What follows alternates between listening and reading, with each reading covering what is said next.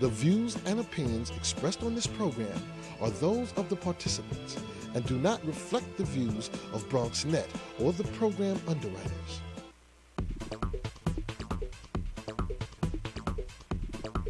BronxNet. Your voice, your views, your vision.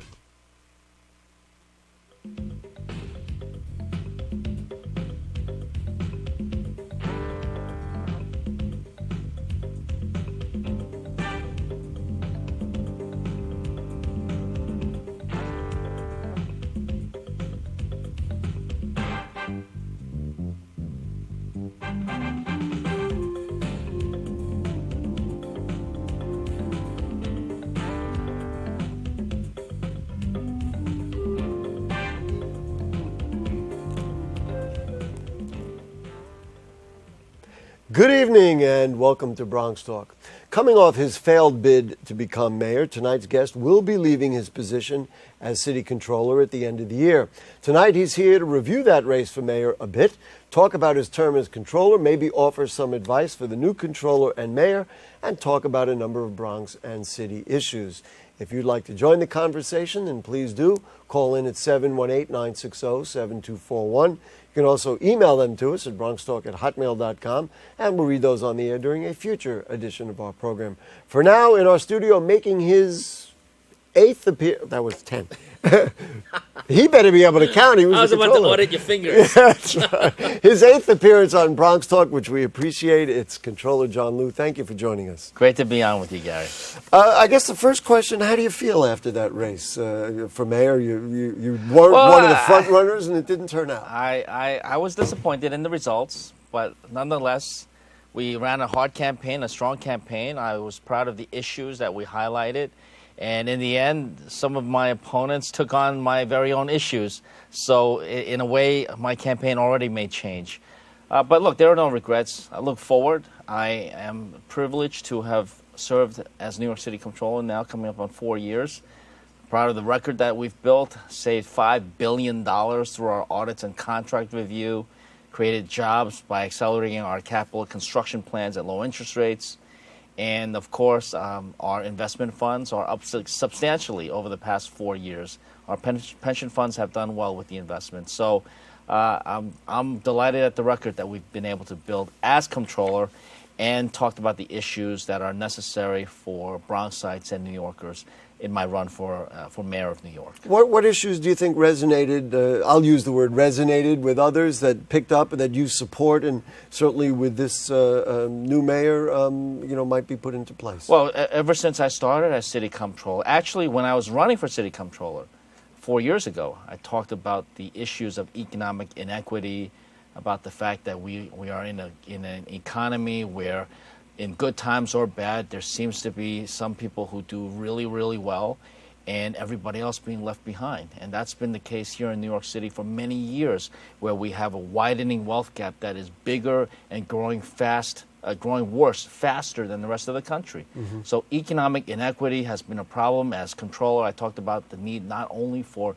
economic recovery, but to have policies in New York City that bring about an economic recovery that is a prosperity shared by everybody, mm-hmm. so that the recovery could be sustainable and broad-based. Mm-hmm. I also talked about the need for much stronger relationships between the community and the police. I was an ardent opponent, yes. Advocate for abolishing stop and frisk, opponent of stop and frisk, which is something that I always felt made our neighborhoods and our city less safe, just because it destroyed the bond between communities and the police, mm-hmm. making it more difficult for the cops to do their job and therefore less safe for everybody. Mm-hmm. Those are just a couple of the issues that I've talked about as controller and during my campaign this year for mayor. And I expect and I anticipate, hopefully, that Mayor de Blasio will bring about these kinds of changes that I do believe are necessary for the future of our city. A couple of questions about the campaign, because it was and we certainly interviewed you along the way. You threw some tough ones at me, well, Gary. Now maybe we'll be a little easier, but the denial of matching funds, that was a pivotal moment, because the polls at least said that you were trailing and any hopes you had were dashed. a sense of, what really happened there, why you were denied and really everybody else was allowed to go scot-free? Any regrets in that process? Give me your take on what happened there. Well, as you know, the Campaign Finance Board, just weeks before the Democratic primary, denied my campaign and therefore my campaign contributors of the public matching funds that we certainly were entitled with. We followed the rules. We gave them all the disclosures, and in fact, the Campaign Finance Board bent their own rules in an effort to deny my campaign of the matching funds. Obviously, they used this excuse of this federal investigation, an investigation that had been going on for years into my campaign. Have no idea still to this day why that investigation continued for such a long period. I can only say that it's readily evident now that investigation was not about finding wrongdoing, but about stalling my campaign. Although a couple of your campaign workers were found guilty, and this was a serious matter. And we have litigated this in the public so many times now. That's why I didn't want to get into it at length, yes, but I think it's worth commenting on. And they certainly were never the targets. For whatever reason, this federal investigation was trying to find something with me. And after years of the most intrusive and exhaustive investigation, found nothing, because there never was anything. Mm-hmm. And yet they really in many ways derailed my campaign, which in the middle of 2011, things were looking pretty perfect. And then things fell apart because of this. I mean, I know that I asked you this in the past. An ethnic attack of some sort? I mean, you were clearly the only Asian candidate running for mayor in the city's history, as a matter of fact. Yeah, and it's hard to claim discrimination on this point or anything else, really. But I can say that I was very proud of the very progressive and consistently progressive views that I brought to the table as an office holder and as a candidate on the trail towards City Hall. And look, I've got no regrets. There are lots of things to look forward to. We've got a city that I believe is on the rebound, 12 years of an administration that I think has done some good, but in many ways has taken us backwards. I think come January, our city's in for a change that is necessary, and a change that clearly the people of this great city are looking for. What's next for you? I can tell you what the rumors, and I heard it from two separate sources, but you tell me what you plan to do after January. Listen, I'd love to hear your rumors. I've heard a dozen different rumors, none of them having any basis in reality, or at least that I know of. Mm-hmm. I am going to do my job as city controller till the very end. I've got 6 weeks to go. I've got an audit coming out every week between now and the end of December, as I have been issuing them for the past few months.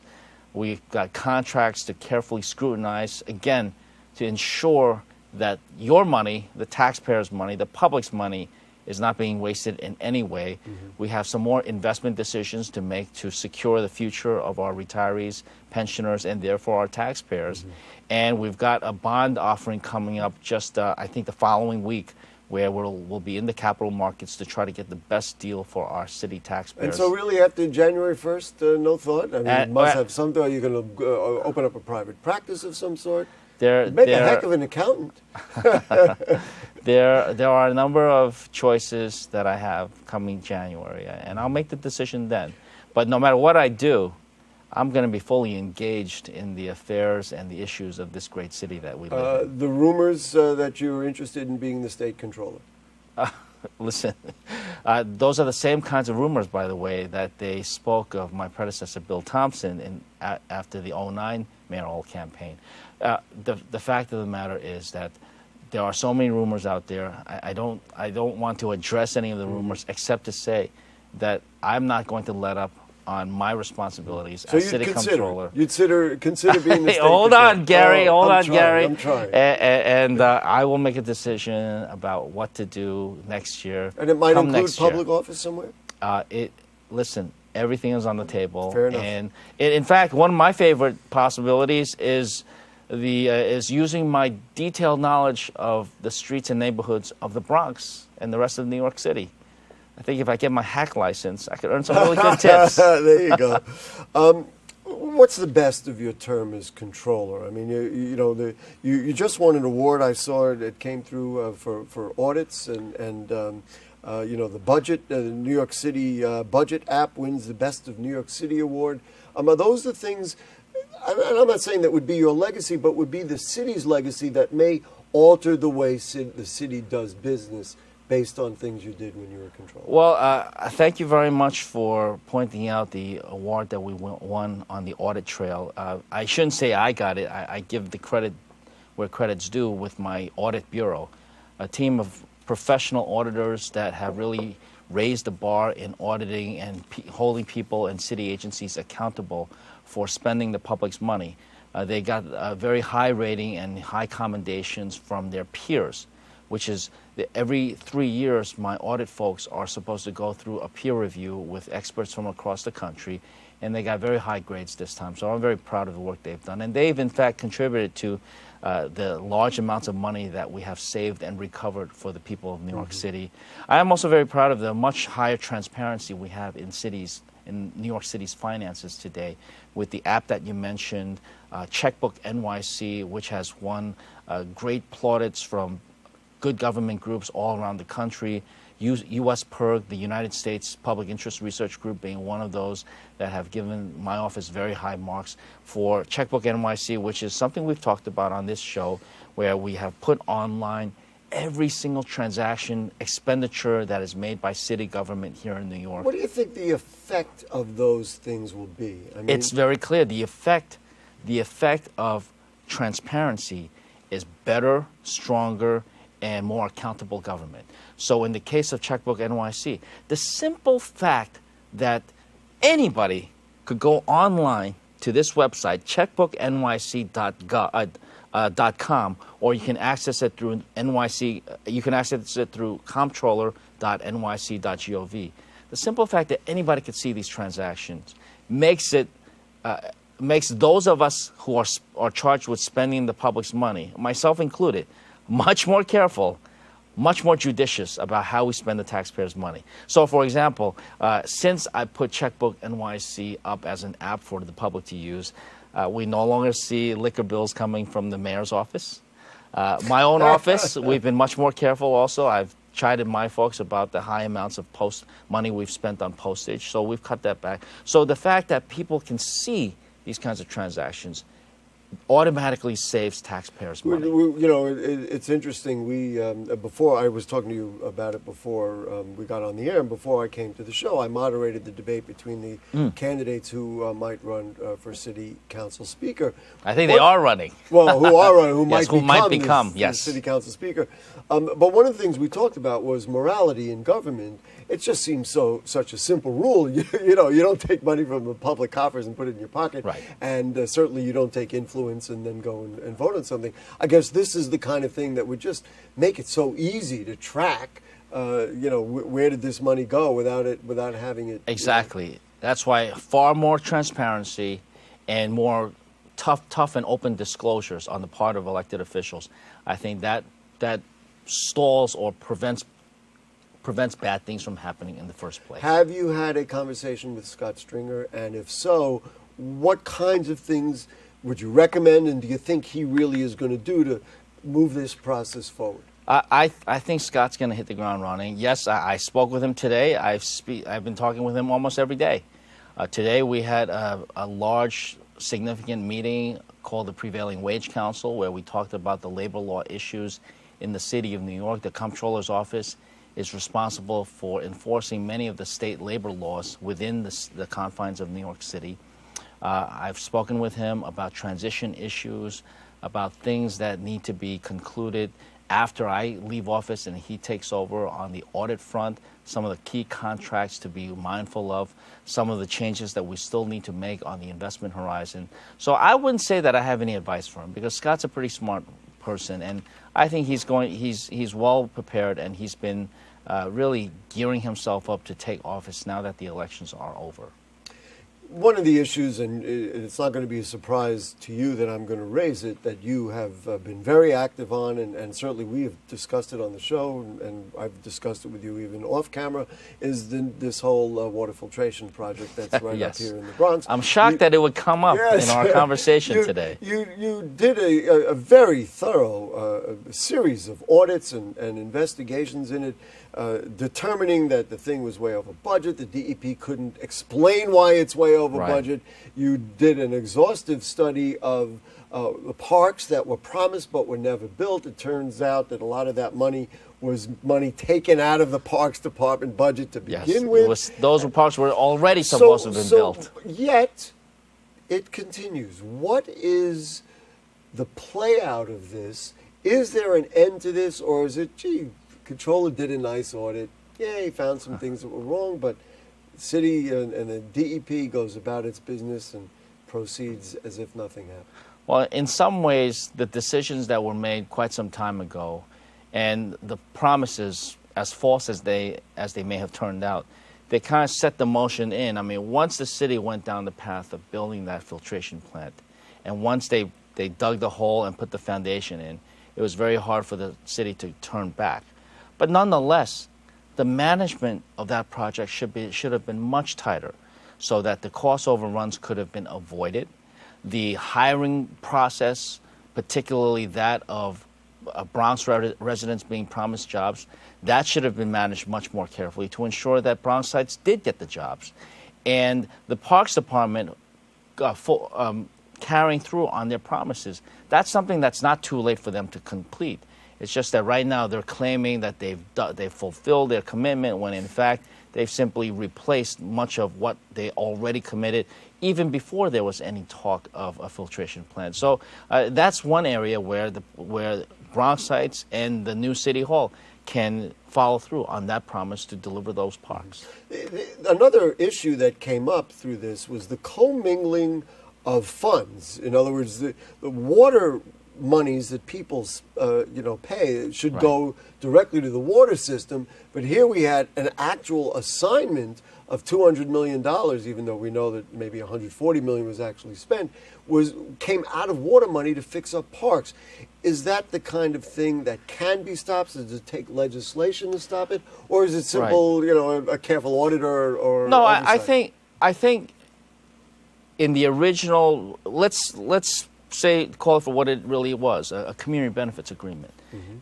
Except instead of between a private developer, it was between city government and the people of the Bronx, especially in the northwestern part of the Bronx. And that agreement called for certain amounts of money to be used to improve the lots of Bronxites, especially when something was being taken away. So I think it was fair to calculate that as part of the project's overall costs. So I don't think there's anything wrong with taking the water fees and putting some of that as part, because it is the alternative could have been much higher costs if that filtration plant didn't go through. But nonetheless, once the promises are made and the agreement signed, the city should follow through on every aspect of that agreement. One of the things that came up in the discussion with the potential council speakers was this idea of community benefits agreements. And they're signed, and there's one for, off the top of my head, you got one for the Kingsbridge Armory, there's one for the Fresh Direct project, et cetera, et cetera. But Yankee Stadium. Well, those are ones in the past. Yes. But they never seem to have any teeth. How do we put in place a community benefits agreement, and this is a very personal thing for the Bronx because we're always involved in these things, so that they actually have some teeth? Is it a matter of enforcement, or is it really a matter of making it a more legal document? It's a matter of enforcement, absolutely. And when I first took office as comptroller back in 2010, I immediately set up a public benefits or community benefits task force to look at some of these agreements that have been struck in recent years, and why years after the developers and the private companies got their subsidies, that the public wasn't seeing the jobs, wasn't seeing the affordable housing or the public amenities that were promised. We could go on and on with Exactly. So I think what happened was that we had a city hall that really was very developer friendly, and as soon as the projects were being built, there was really nobody keeping an eye on the enforcement of the community benefits agreements. It really does take an enforcement arm, especially will on the part of the Economic Development Corporation to see through on all those agreements. Does somebody have to then sue the city? I mean, if an agreement is broken, there doesn't seem to be any legal recourse other than, well, good, go to court and sue us. Well, so in for many of community groups, that's relatively impossible.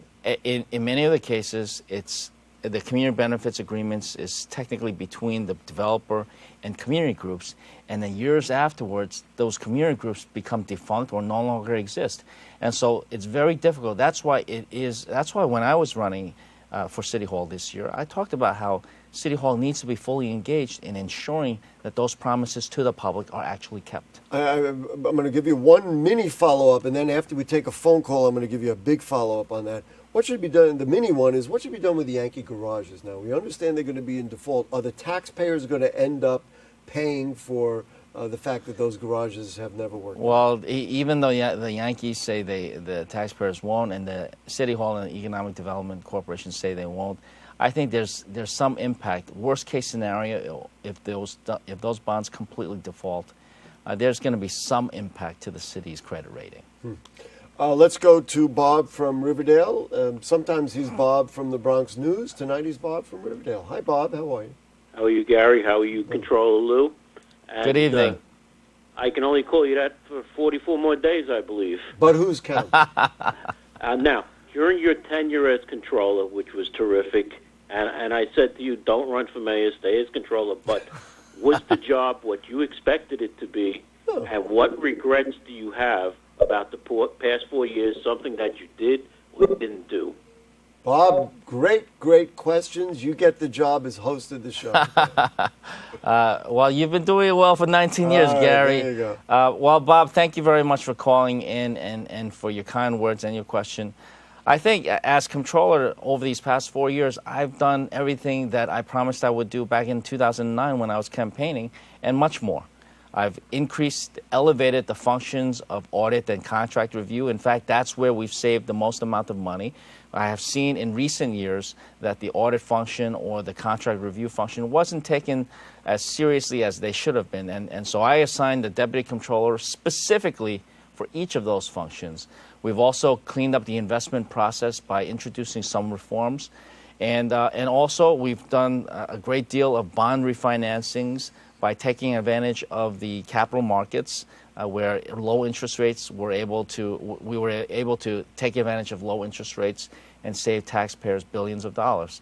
I think the one regret that I have is that we were not able to follow through as much as I would have liked to on the pension investment reforms, which I believe would have modernized our pension investment portfolio. We're still making decisions about what investments to make, much the same way that we did 75 years ago when I think President Roosevelt was in the White House. Today, the financial markets are much more dynamic and volatile, and our portfolio is no longer made up of municipal bonds, but actually a very diversified array of stock and bond holdings, international holdings, private equity and real estate, and now hedge funds. So I think going forward, this is something that Scott Stringer has talked about also, that we do need to modernize our pension investment decision-making process. If you didn't say it, I was going to say, I hope the controller-elect is listening, because watching, because maybe he'll learn something. This is the larger question I wanted to ask you, and I thought about it while watching the council speaker forum that we just did. As the mayoral campaign went on, it became clear that certainly there was agreement on substantive issues by the candidates, and that many of them were running against Michael Bloomberg. It occurred to me from watching this forum that many of these, in fact all of them, were basically trained as city council members as opposing the mayor, who had many policies that they didn't like and they disagreed with. This mayor is going to be much more sympathetic to philosophically to many of the city council members. Right. It will be interesting to see what sort of dynamic there is. Do you anticipate they'll find differences and all of a sudden the mayor is not doing the right thing, or will they be able to work with him and actually rewrite laws and improve things that will develop the city of New York and the borough of the Bronx? Well, I'm optimistic. I think Mayor de Blasio and the new city council will be able to make a lot of achievements, particularly on the progressive front. It has not been a progressive city. New York, over the past decade, as I said before, the wealth gap has continued to get worse and worse faster than the rest of the country. We have seen a schools policy that has been very controversial, has had very mixed results if you really take a hard look at the numbers, as well as simply believing the numbers and the spin game that's been played. We have affordable housing that is severely short. We need much more. We need to empower people to stay within the city. And when it comes to healthcare, we do see hospitals closing left and right. Not a single one of the hospital closures, over a dozen hospital closures just within recent months, did you ever hear a peep from our mayor, who always took the line that, well, a hospital is on its own, it's got nothing to do with the city. This is what I meant. Certainly, Mr. de Blasio, who was actually arrested over protest, at a protest of closing a hospital, is in sync with that. The question is, how will they reform the government and reform the city to achieve those goals? Well, and is it supportable? Because the contention has always been, we can't afford these things. Well, I think that contention has been used far too often and unnecessarily so. We are a very, very wealthy city with an annual budget of $70 billion. That's a lot of money. It's about choices that have to be made. For example, I've often long lamented the fact that after-school programs are being shut down, daycare centers being eliminated. Meanwhile, we are continuing to subsidize private businesses and large corporations to the tune of billions of dollars. Mayor, we're almost out of time. Mayor Bloomberg says these are the people who are funding the city. If you scare those people away, that's where the money comes from. And if we develop our own human capital where we can be much more productive in the city of New York, the gross city product can go up and we will have that much more to go around. Is tax the rich a proper phrase to use? It's not about taxing the rich. It's about having a progressive set of taxes that exists everywhere else in the country, but for some reason in New York City, the taxes are almost regressive. John Liu, thank you for being with us as controller. Whatever the future holds, we certainly hope you'll come back and have the same kind of conversation we had tonight. If you ever want to have a discussion with an experienced cab driver, let me know. No, I can't believe. Well, no, there's nothing wrong with being a cab driver. If that suits you, go right ahead. Be that. Folks, if you have further comments or questions on anything you heard on tonight's show or anything going on in the Bronx, then email them to us at bronxtalk@hotmail.com or post them on our Facebook page, and we read those on the air during a future edition of our program. We ask you to be a fan of Bronx Talk on Facebook. You can see the archives at bronxnet.org and check out the Bronx Talk link on the bottom right navigation bar. Now, I want to let the controller know who's coming up. Next week, a fascinating look at a slave burial ground that was found in Hunts Point. On December 2nd, 2 new council members, Andy Cohen and Vanessa Gibson, will join us. And then on December 9, it's Borough President Ruben Diaz Jr. coming back to the show, and we have a lot to ask him about. So thanks to producer Jane Folloro, director Shirley Arietta, studio coordinator is Dina Valentin. We'll see you next week. Good night. Great.